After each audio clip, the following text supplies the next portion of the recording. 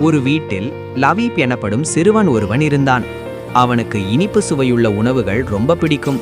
Ice cream, chocolate, toffee இவைகளை சாப்பிட்டுவிட்டு பல் விளக்காமல் அப்படியே உறங்கும் கெட்ட பழக்கம் லவீப்பிடம் இருந்தது. இதனால் இரவு வேளையில் பற்களை கிருமிகள் துளையிட்டு சேதப்படுத்தியது.